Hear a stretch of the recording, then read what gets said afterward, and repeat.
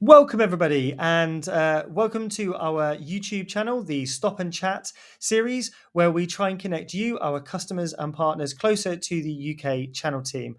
As always, my name is Matt Manning, or everybody knows me as Manning, and today I have with me Scott Pearson, one of the newer additions to the UK channel team. How are you doing today, Scott? Really good, thanks, Manning. Bit nervous to come on here. I don't know how you do this sort of week after week, but I'm sure it'll be fine. I'm clearly very narcissistic and love hearing the sound of my own voice. That's clearly what it is. So Scott's going to talk to us today about our endpoint solution, Checkpoint Harmony Endpoint. And I know that you've got a good amount of experience with this different technology. We'd love to know a little bit about yourself and what your experience is with Harmony Endpoint. Yeah, sure. So I joined Checkpoint in June. So I've been with the team just over 5 months. However, I've worked with Checkpoint products in sort of with MSSPs for the last 15 years. So since 2006, really. Started in sort of the knock 4-on 4-off, working with security products, and also then moved into more field engineering, professional services is where then I started working with other areas of the Checkpoint portfolio, including Endpoint. So back then was not long after the PointSec acquisition that Checkpoint made. Yep, So I remember that. So there was a few different acquisitions they made. There was full disk encryption, there was media encryption, secure access, as it was called back then.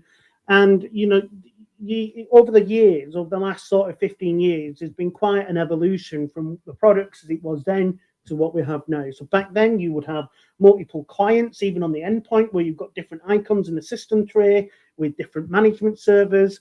Then we went through an evolution where it was a single client on the endpoint, but again, still 3 different management servers on the back end. And then finally, we went to a single management server, single client.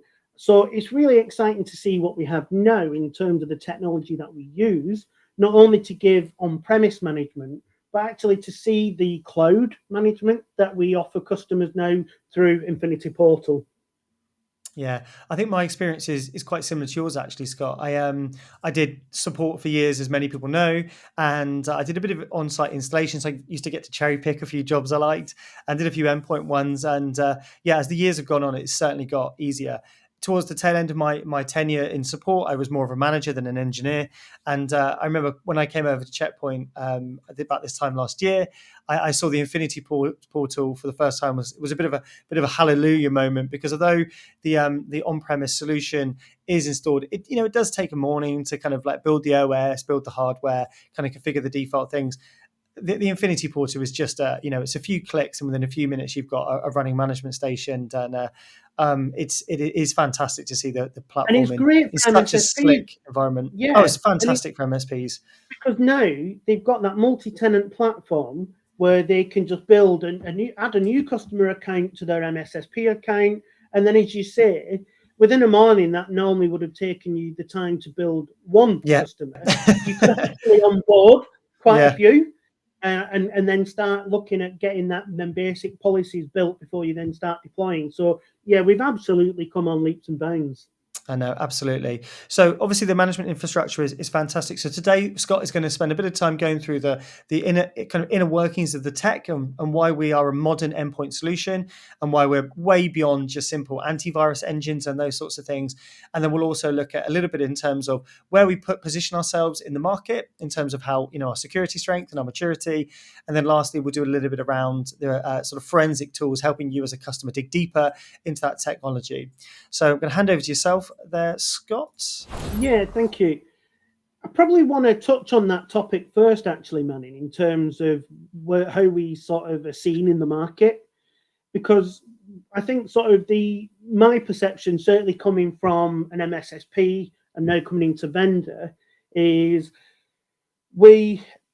customers, partners who use the technology, who've worked with the technology, love it. It performs well. It prevents threats. There's not a big hit on the endpoint. It's easy to manage and deploy.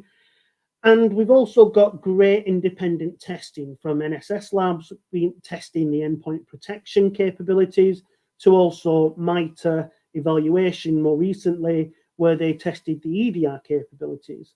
So when you actually look at the technology and the performance of the technology, we come out really strong. Where we probably don't come out as well, and probably what we've not focused on over the last sort of years, is around marketing. We don't typically market ourselves as good as we could.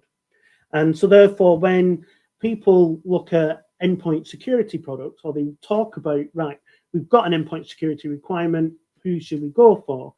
Checkpoint might not be the immediate things that come to mind, in the same way that if you wanted to deploy a new firewall, Checkpoint would. And I think really that's our task for the next 12 months, is really to push the perception and our image around having a strong endpoint security product, because we absolutely do. And don't take our word for it. Look at the NSS Lab report, look at the MITRE. So, for example, I think this slide is quite telling in itself. 29 vendors. Vendors, some of the vendors like ourselves that offer different security products for the different attack vectors. Some of them are pure endpoint cyber companies. And as you can see, we came second overall in terms of the telemetry information. So a lot of the information we can gather from the endpoint, but also the analytics as well. So actually being able to overlay the techniques that the attackers used against the different MITRE framework techniques that it maps against. Now, the problem that we are looking to address over the last sort of 18 months is this new world of everywhere employee. We've got employees that are working anywhere and everywhere. They're using any device, which it could be BYOD, it could be corporate-owned devices, and the applications and the data they're accessing is also can be anywhere from SaaS to public cloud to hosted on their data center. And I think when we look at how we secure that, it can be really complex to look at the different security requirements, from preventing zero-day attacks, remote access, email security, securing the endpoint, preventing against phishing and zero-day phishing attacks. And then what that typically means is you end up with too many solutions, too many vendors. What happened 18 months ago plus now is people wanted to secure their remote workforce, so they would roll out point products. So now they've got all these different vendors doing different things. They don't necessarily talk well together, so you end up with gaps. It also becomes a big overhead for IT teams to administer, to go into so many different consoles. So a lot of what we're seeing now, a lot of the conversations we're having, is about consolidating that into single vendor, single product, just to give you that ease of management. And that's absolutely what we can do with the Harmony Suite. With the Harmony Suite of products, we've got the industry's first security solution that unifies the security for the users, the devices, the access, starting with endpoint security, which is what we're going to sort of talk a bit more on today. And I'm going to show you the client and the Infinity portal around that. But we've also got our Harmony Connect, which is our secure access, secure edge solution, as well as our zero trust. And that giving you secure internet access as well as remote access. We've got our email and office solution, which is securing things like M365, G Suite, but not only email, the collaboration tools as well. So we're being able to protect things like OneDrive, SharePoint, Slack, and other SaaS type services. Secure internet browsing is with our Harmony Browse, which is our nano agent sitting in the browser and securing internet access, not only from URL filtering, but from sort of zero-day web downloads as well. And then we also have our mobile security, which is our Sandblast Mobile, rebranded and brought into that Harmony Suite. So if we look at Harmony Endpoint, and we look at the three areas, which is really the mantra that we're trying to cover across all our Harmony products, is having something that's simple to use, simple to manage, and simple to buy. Now, when we actually look at the different areas of the technology that we protect against, we want to focus on reducing the attack surface. So that's by consolidating all the security into one, giving you that multi-layer threat prevention. So giving you compliance, checking the security posture of the device, giving you a host-based firewall that can, if need be, you can isolate machines off the network until you're happy that they're in a safe, secure uh, position. Then you can release them and put them back on the network. Encrypting the hard drive, giving you port protection, as well as some of the machine learning engines that we have in the client, being able to look at more advanced threats. The anti-ransomware is a real key one, which again allows us to automatically restore files without any user or sysadmin intervention. So to your point, Manning, is what you said earlier, it's well above and beyond just traditional antivirus that's looking at signatures. We've got to move into now more machine learning, more behavior analysis, looking at what is normal for that user and if there is any deviations away from that. And what allows us to do that are a lot of the engines that we build into, not only the engines on the client, but the actual engines that run in our threat cloud. So our threat cloud is one of the industry's largest threat intelligence data lakes. This is fed by all the intelligence that we see, not just with Harmony products, bearing in mind Harmony has got 6 different products in there that is feeding this, but also our quantum, so our gateways, our IoT security, but also our cloud guard with the family of cloud security products there. Everything that we protect against feeds back into Threat Cloud. But not only things we see with our security products, we have also a large checkpoint research team that is doing sort of quite breaking research, and also they also have subscriptions to other threat intelligence feeds as well that also feed all this. And I think if you look here at some of the numbers in terms of sort of 3 billion websites and files that we're seeing on a daily basis, I think that's actually increased a lot more since we put this slide together, to be honest. Whatever it is, it's a silly big number. That's that. Absolutely. I guess it's just a ridiculous amount of data to analyze. Yeah, and just increases all the time, right? As sort of we are comparable to sort of Google in terms of how many web searches they might do sort of on a daily basis. We're seeing even more from malicious, checking transactions to see whether there are any malicious files. Now, I think I wanted to show this because this is our forensics report. So one of the software blades on the client, our forensics, probably caters for about maybe 95% of sort of that EDR, where if we detect something is suspicious, we start monitoring a bit more closely. If any of the other software blades trigger forensics, what we do is we collect all the information and we present this. It's available on the client, but we also upload it to the management portal as well. And what this gives you is the ability to quickly see the status of that incident.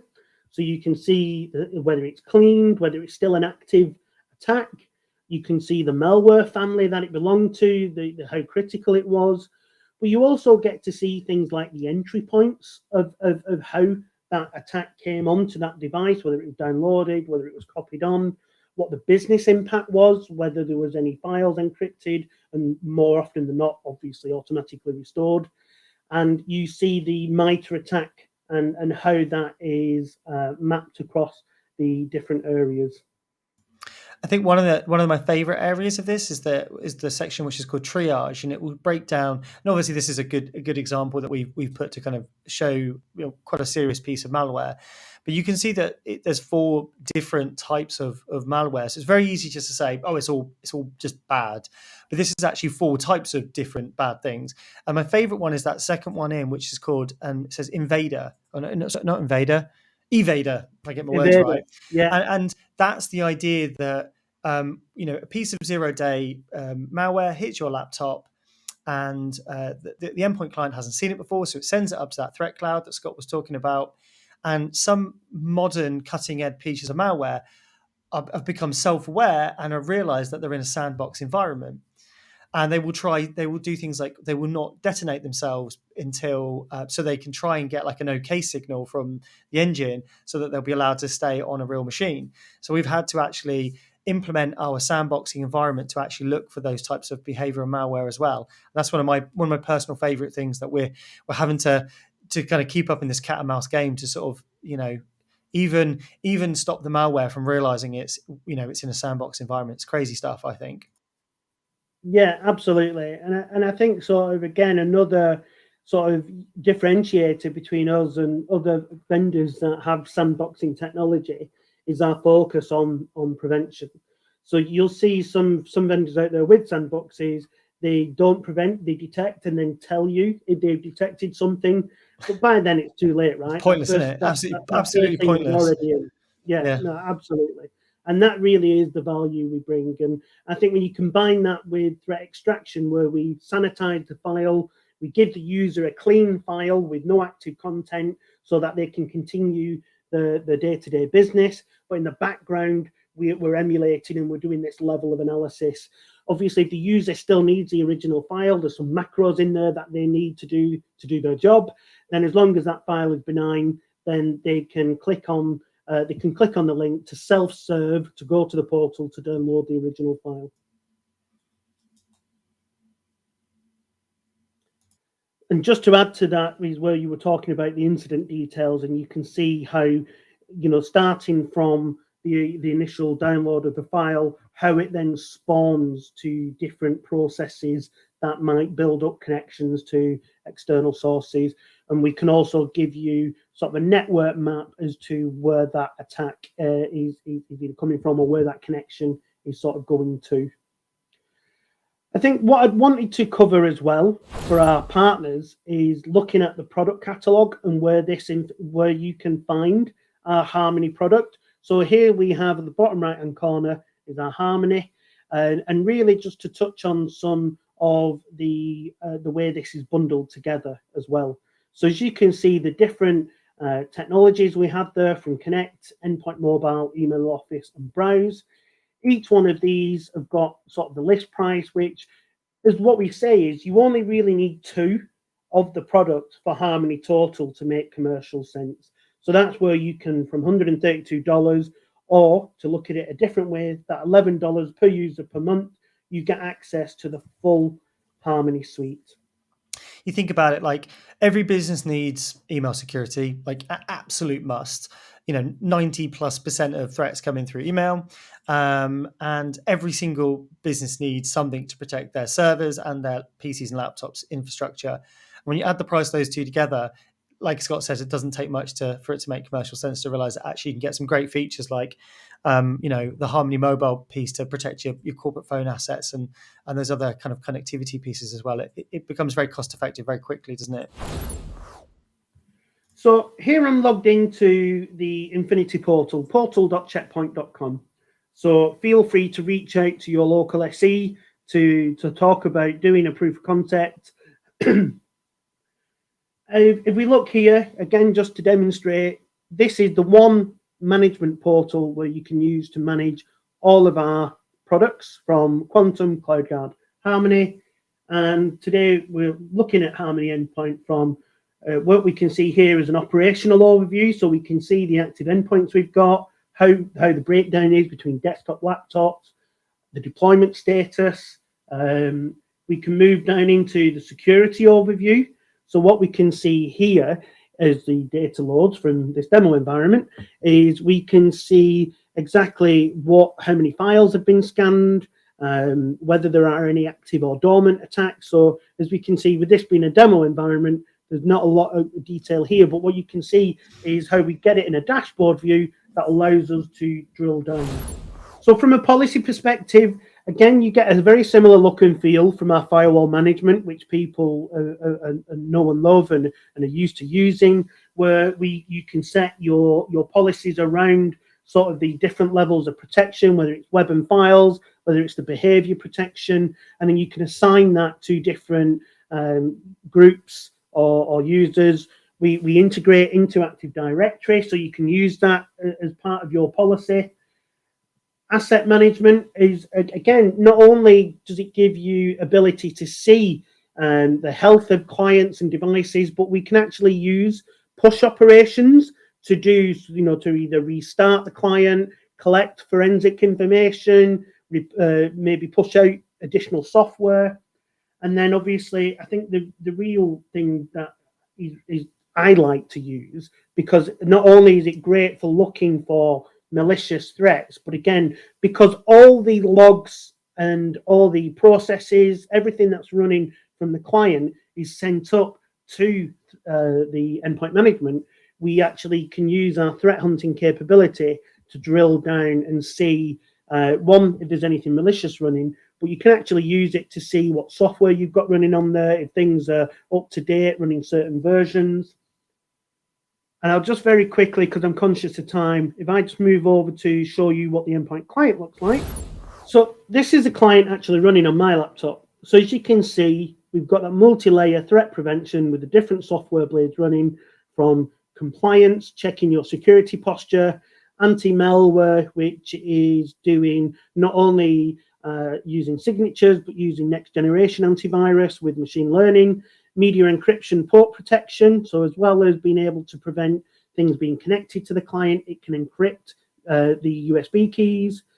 Firewall and application control, again, allowing you to control what applications can run on the device, but also if you want to put the client into a restricted state, you can. You can isolate them off the network very easily. Full disk encryption, whether you use our checkpoint technology or whether you want to use the checkpoint client to manage BitLocker encryption. Our remote access VPN client. Our capsule docs is a separate technology, but is bundled into this client. Absolutely fantastic piece of security, massive overhead if you've got to support the receptionist who doesn't know what a start button is.